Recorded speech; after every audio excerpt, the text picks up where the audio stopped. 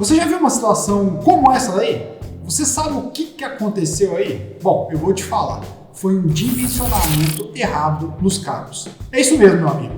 Essa é uma situação muito comum nas instalações de energia solar fotovoltaica. Bom, se quiser aprender a evitar isso nas suas instalações fotovoltaicas, fica aqui comigo que eu vou te mostrar como fazer o dimensionamento dos cabos na parte de corrente alternada, que são os cabos que conectam o inversor à rede elétrica da concessionária. De acordo com a NBR 16690, que fala sobre as instalações elétricas de arranjos fotovoltaicos, a parte de corrente alternada dos sistemas fotovoltaicos devem atender às condições gerais da famosa NBR 5410, que trata sobre as instalações elétricas de baixa tensão. Então, sem muita enrolação, eu já vou partir aqui direto para a prática. Primeira coisa que nós temos que fazer é definir qual inversor nós vamos utilizar, para saber primeiro qual que é a corrente que vai circular pelo meu cabeamento. Você concorda comigo? Porque eu vou dimensionar meu cabo de acordo com a corrente que está passando no circuito. Então vamos considerar que no nosso caso aqui, nós vamos usar um sistema com um inversor da Goodyear do modelo GW6 KBD-MS. E ele tem aí uma potência nominal de saída de 6 kW ou 6.000 watts. Agora que nós já definimos o inversor, bora começar consultando a nossa querida NBR 5410. E lá vamos nós! O primeiro critério que vamos analisar é a seção mínima dos condutores. A seção dos cabos de fase não pode ser inferior ao informado na tabela 47 da norma. A tabela fala que para circuitos de iluminação, a seção mínima para os cabeamentos de cobre é de 1,5 mm² e para circuitos de força é de 2,5 mm². Então, claramente um sistema fotovoltaico é um circuito de força. Sendo assim, a seção mínima para o nosso cabo é de 2,5 mm². Então, só para você entender, mesmo que um cabo de 1,5 mm² seja suficiente para conduzir a corrente do meu inversor ou do meu microinversor, ele não pode ser utilizado, porque a norma diz que a seção mínima para a utilização do cabo de circuito de forças é de 2,5 mm. Moleza, não é não? É mesmo!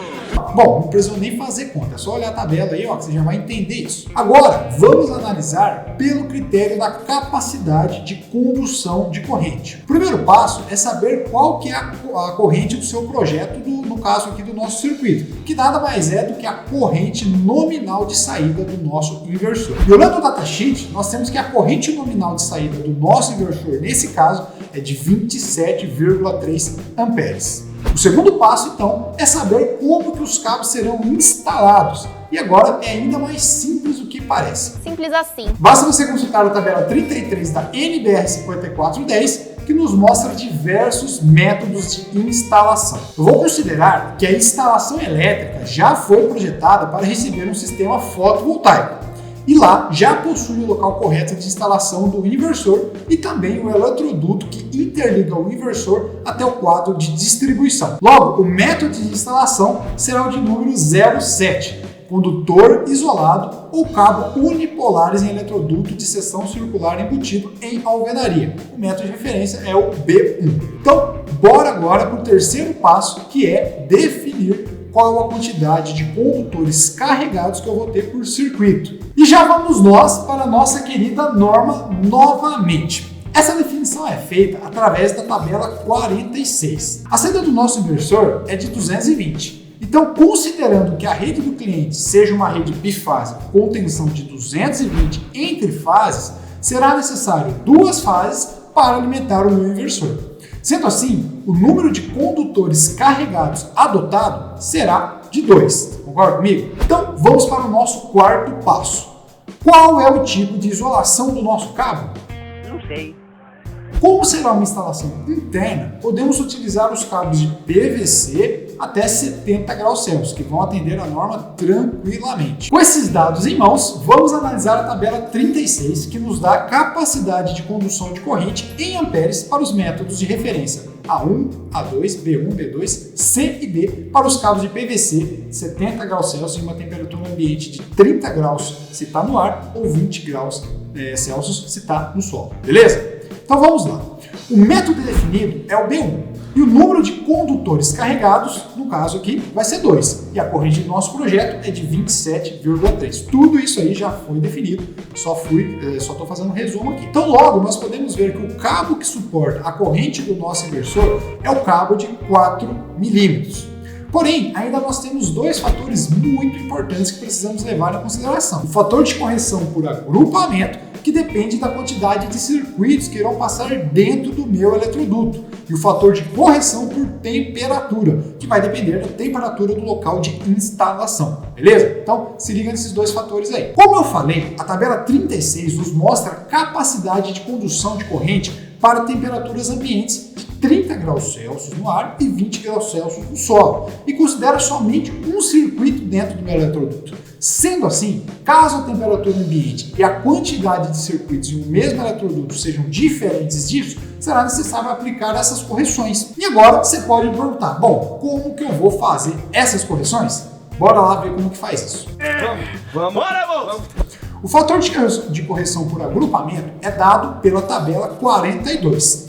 E por que esse fator é tão importante? Porque quanto maior a quantidade de circuitos em um mesmo eletroduto, maior será a temperatura. E logo, isso vai influenciar bastante na condução de corrente elétrica, da quantidade de corrente elétrica que os cabos conseguem conduzir. Já o fator de correção por temperatura é dado pela tabela 40 e vai ser utilizado quando a temperatura ambiente for diferente de 30 graus Celsius para linhas não subterrâneas e de 20 graus Celsius para a temperatura do solo, no caso, para linhas subterrâneas. Bora fazer um exemplo para a gente entender como esses fatores influenciam os nossos cálculos, beleza?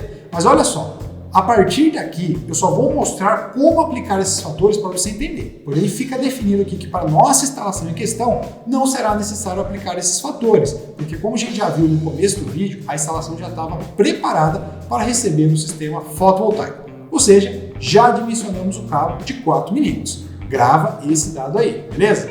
Então vem comigo aqui e vamos ver como que fica esses cálculos. Vamos considerar então que a nova instalação está sendo feita em um galpão com temperatura ambiente de 35 graus Celsius e que o circuito do inversor estará junto com o circuito de tomadas, ou seja, estará passando no caso ali 2 circuitos no mesmo eletroduto. Agora vamos pegar a corrente que o cabo de 4 milímetros quadrados definido anteriormente suporta. E como nós olhamos ali, a gente vai lá na tabela 36 e a gente vê que essa corrente suportada pelo cabo de 4 milímetros é de 32 amperes. E vamos aplicar os fatores de correções. Consultando a tabela 42, a forma de agrupamento dos condutores para o nosso caso é em conduto fechado. E são 2 circuitos dentro do mesmo eletroduto. Sendo assim, o fator de correção por agrupamento será de 0,8.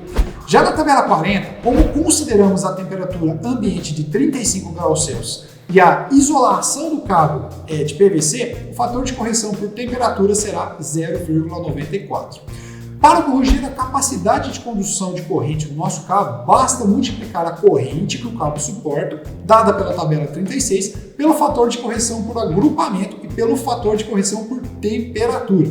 Sendo assim, a corrente corrigida passa a ser 32 vezes 0,8 vezes 0,94, ou seja, essa conta aí dá 24 amperes. Portanto, nessas condições não podemos utilizar o cabo de 4 milímetros, porque a corrente que o inversor vai injetar na rede é de 27,3 amperes e o cabo suporta somente 24 amperes. A solução desse caso será aumentar a seção do cabo. Olha só, verificando a tabela 36, o cabo de 6 milímetros quadrados suporta 41 amperes para o método de instalação B1 e 2 condutores carregados. Fazendo os cálculos de correção da capacidade de condução de corrente, teremos uma corrente corrigida de 41 vezes 0,8 vezes 0,94, que vai dar 30,83 amperes.